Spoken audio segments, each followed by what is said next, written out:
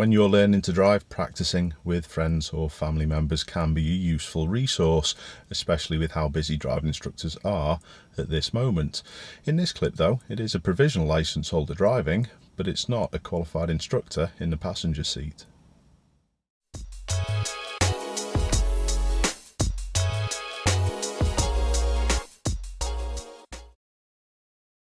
It takes a fair bit of bottle and nerve to supervise a provisional licence holder, especially when you haven't got dual controls.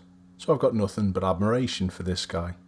But what I'm going to point out is going to highlight why going with a professional instructor should be your first port of call. Let's have a look at the clip first of all. Second nature, like going on the any of these roads, isn't it? Yeah, you could. And then we need to get in the when it splits in two, we need to right hand lane. Yeah. As we come You need to be in the right hand lane at these lights. Yeah, I know. Oh, are the lights? Yeah. Because left hand just takes you left. Yes, yes. Well, I didn't know when to. Yeah. And I remember they said don't indicate before. You don't need to indicate. Brake. What the f***? Kid! What the f***? I must admit, when I first saw this clip, I did think that it was possibly a driving instructor conducting a lesson. And when certain things didn't happen that maybe should have happened, I was a little bit blown away. It did make more sense, however, when I found out that it was a friend or a family member supervising. So the more you do it, the more confident you'll get. And that's one thing I need you to get confident on before you test.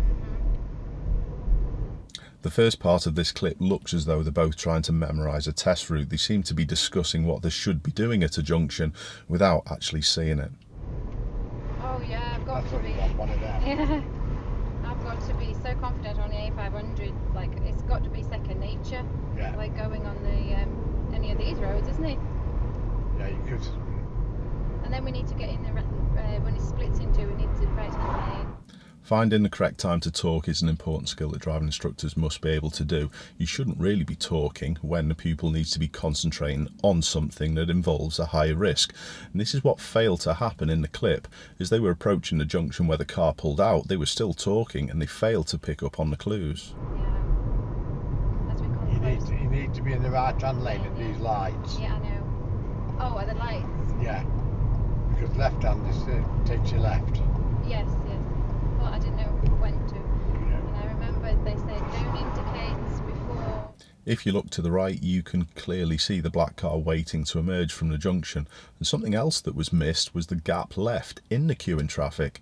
It was pretty obvious that this black car was going to come out. Well, I didn't know when to. Yeah.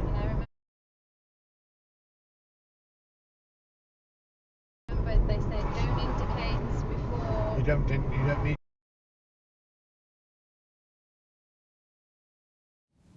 The novice driver did react really well and stop the car quickly under full control, but this is where things can come unstuck. But they said don't indicate before. You don't need to indicate.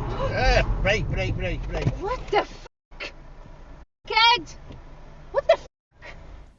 Some drivers only anticipate as far ahead as their reactions can get them out of that trouble, and this is where it can cause a problem when you're supervising novice drivers. If your anticipation is only at that limit, the novice driver can't react in the same way you can. You've got to be anticipating much further and be well ahead so the pupil gets time to act and sort things out of their own accord, especially when you haven't got dual controls. The next part, where the passenger starts talking about the Honda was in the wrong, made me cringe. Yes, they were, but nothing was discussed about the potential risk and what the learner could have been doing in that situation if it happens again. And it will.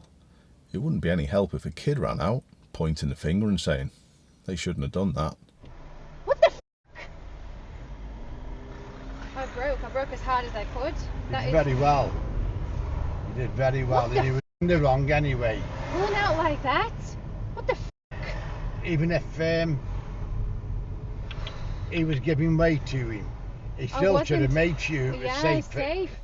However, it was the attitude of the learner that was my biggest disappointment in the clip.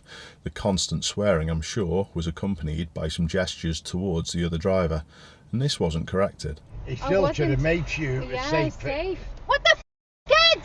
Okay, calm down.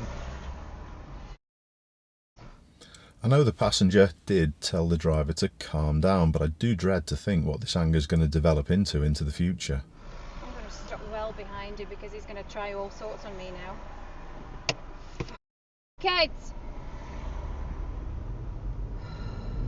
Okay, I need to calm down now. What, you going to do it as well? No. Just calm down. That last little section of the clip also tells me a lot. When near misses happen, people often take it as a personal attack, when it's rarely the case. Just calm down. You did very well. You did very well. You can be proud of yourself. Well, there's some good breaks here. You can be proud of yourself? Let me know what you think of that comment in the comments. Now, it was a good save, but for me, that situation shouldn't have got there in the first place. Are you a planner or are you a reactor? Keep safe. Hope to see you soon.